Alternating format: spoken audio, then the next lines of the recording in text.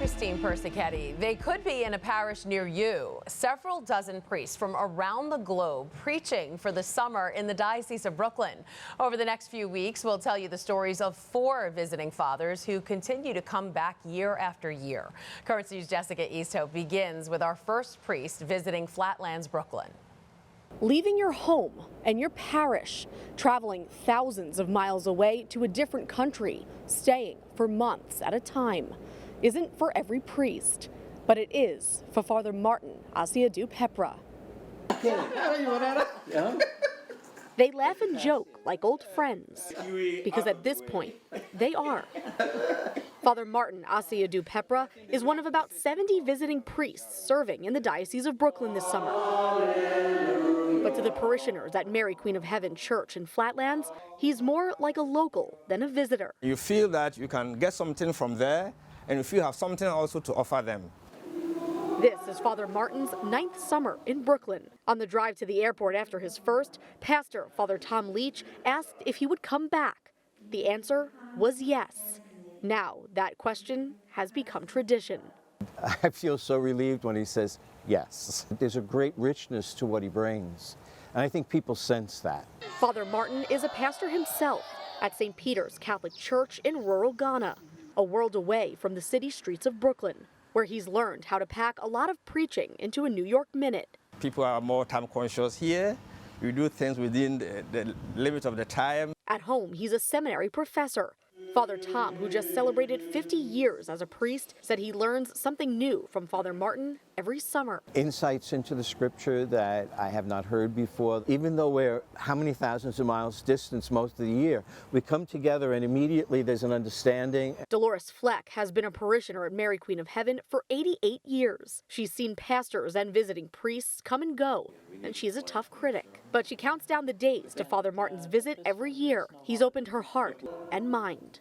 Each time he gives a homily, something else seems to open up in the scriptures that becomes a part of my faith life. It just stays with you. And Father Martin brings back to Ghana Dolores' sense of community and the volunteerism that's second nature to parishioners here.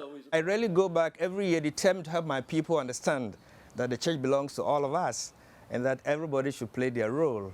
At the end of summer, Father Martin says he hopes Father Tom asks him to come back for yet another year, and his answer will be the same as always. Jessica Easthope, Currents News.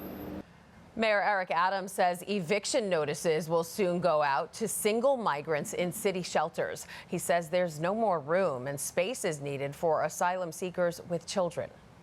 We will do this by giving 60 days notice to adult asylum seekers already in our care to find alternative housing paired with intensified casework services. Legal Aid is reviewing the policy change. Meanwhile, there's a bill in Congress that would help immigrant children achieve permanent legal status.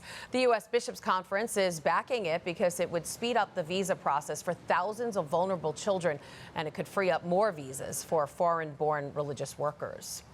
An upstate New York diocese is filing for bankruptcy. The Diocese of Ogdensburg filed for Chapter 11 earlier this week, making it the 6th of the state's 8 dioceses to do so in response to a wave of sexual abuse lawsuits. So far, the Archdiocese of New York and the Diocese of Brooklyn are the only exceptions. The Pope's envoy for peace in Ukraine has given President Biden a letter from the Holy Father.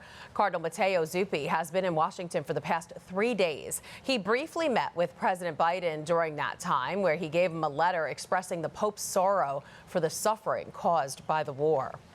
Pope Francis will soon have close to 24 new men he can rely on to carry on his work. He's picked 21 new red hats. The incoming cardinals come from all around the world, including the United States, Hong Kong, and South Sudan.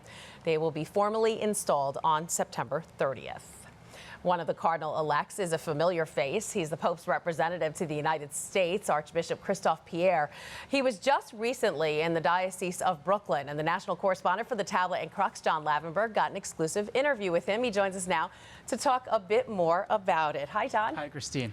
So, John, as a nuncio, Archbishop Pierre has called many priests to tell them about their appointments from the Vatican, but this time he was on that other end of the call. So tell us, what was his reaction? What did he say about it? Yeah, so Archbishop Pierre was actually traveling in the days leading up to finding out that he would be named a cardinal. So he was actually asleep when he got the call and his phone started to ring. And so he answered, and he said he was completely surprised. It was something he never even expected would happen. Oh, that's so amazing. Now, Archbishop Pierre has to focus a lot on the universal church as the Pope's representative, but he still takes time to visit local churches, as he did to Our Lady of Mount Carmel in Queens this past Sunday. Tell us, why did he do that? Yeah, so, Archbishop Pierre, he's been a nuncio not just in the United States, but in 4 other countries, and for almost 30 years now.